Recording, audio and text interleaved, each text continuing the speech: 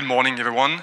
My name is Julian. I am the CEO and founder of INVIVOX, based in New York City. Well, continuous medical education of the physician is a real challenge of the 21st century, according to the health authority here in the US, also in Europe. We've seen that today. The medical environment has been through a tremendous acceleration of the innovation. Genomics, robotics, stem cells, new medical devices flooding the market every day. How can doctors upgrade their skills?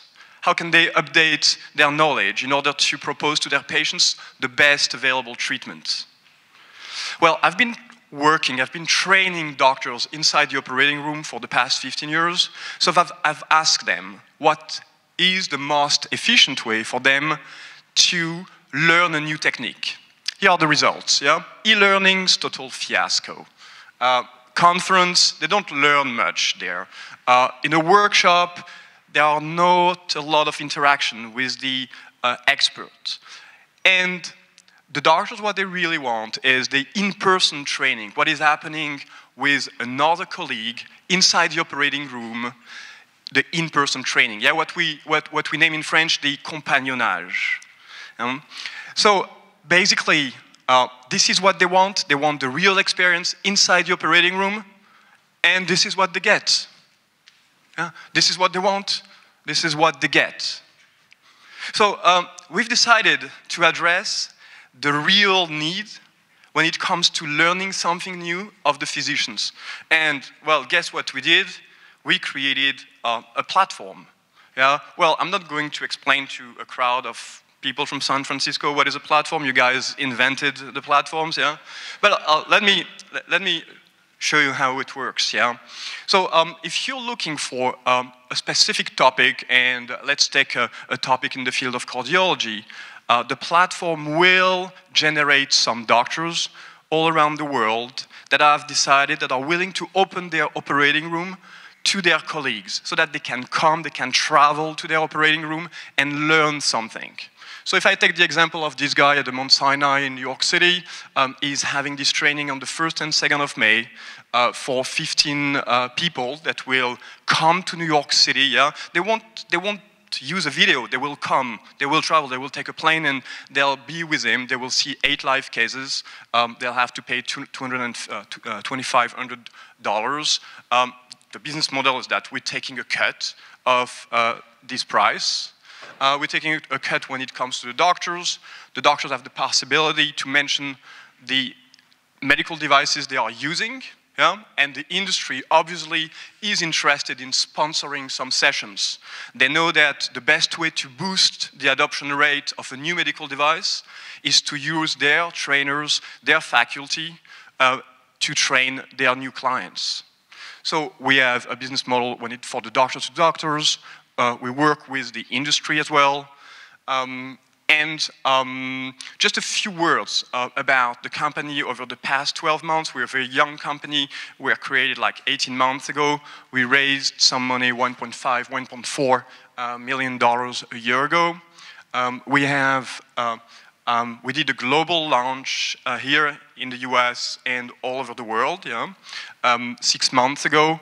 And we have a revenue of $240,000 since September last year. What's interesting, and this is the reason why there is a huge potential, is that it is becoming a legal obligation for all the doctors in the world to go for some very practical trainings in order to renew their license. And there are around 20 million specialists around the world. Thank you for your attention, and I'm ready to take all your questions. Great job. Judges. So you started out by basically alluding to the fact that only 8% of people in this audience are learning anything, and everyone else is wasting their time. Question for you on the motivations of the physicians to participate, so the ones that are actually doing the teaching, understanding how you're actually recruiting them and why. And a second question of that is, how do the institutions feel about it? Because if you're a Mount Sinai or any of these top institutions, part of their value of getting residents as others is that you could actually train. And if that suddenly becomes open to others, does that in any way dilute that value proposition? Well, no, absolutely not. And I think, first of all, the conferences, yeah, they kind of titillate the curiosity of the people, yeah, and it's great. It's a first step for training. Now, what we're doing is the real experience inside the operating room, yeah, where the doctors see the good, the bad, and the ugly happening. And I think it is not a fellowship, because these doctors, they usually come for 1 day, 2 days, 5 days maximum, because they want to see another colleague doing an operation, someone that they have seen on stage during 7 minutes. Yeah, I understand from the physician. I'm trying to, the person who's actually performing the surgery, why would they let someone in their operating room? Well, first of all, it's part of their Hippocrates oath, yeah, to transmit their knowledge. And most of the experts, they are extremely happy to do it. Yeah? They're really happy to have colleagues from around the world and say, well, this is what I can do, and I'm happy to show you that.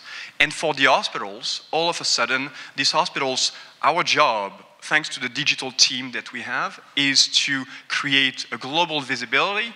Well, we were talking about interventional cardiology. For instance, our job is to make sure that all the interventional cardiologists in the world, they know now that they could come to New York City and spend 2 days with Professor Sharma and discover his own technique. And the experts, they really love that. It's part of their DNA as doctors, yeah?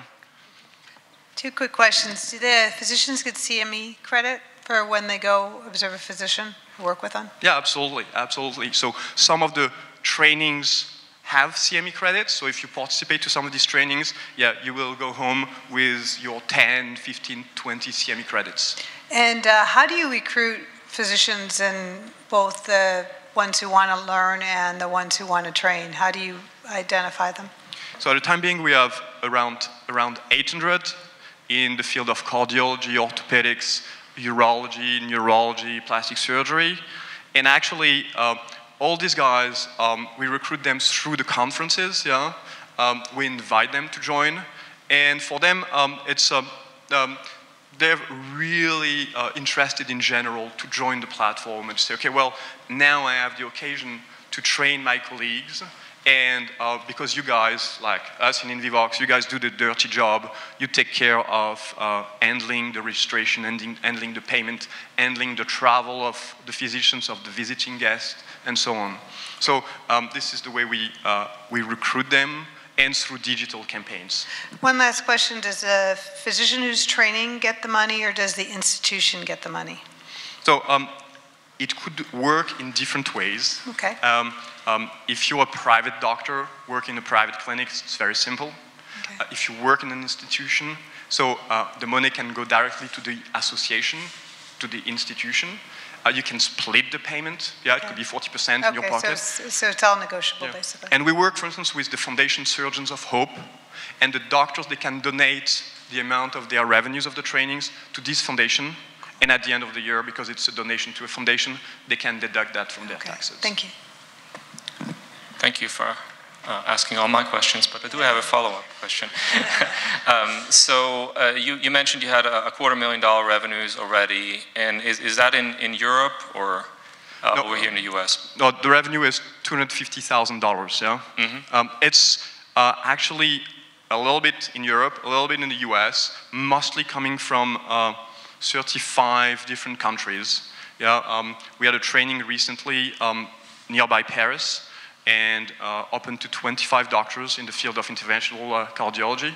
And we had 13 different countries who came, people from Taiwan, from India, from the US, because the doctor is a real rock star. Okay, but the surgeries take place in 35 countries, or they come from 35 countries? At the moment, the surgeries take place mainly in the US and in Europe, but people can come from everywhere.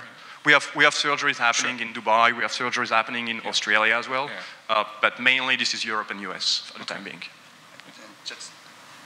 Just to understand, the $240,000, of revenue so far? Is that the purchase price of the class, or like what I would call the gross merchandise volume, or is that your 10 to 20% that you're keeping?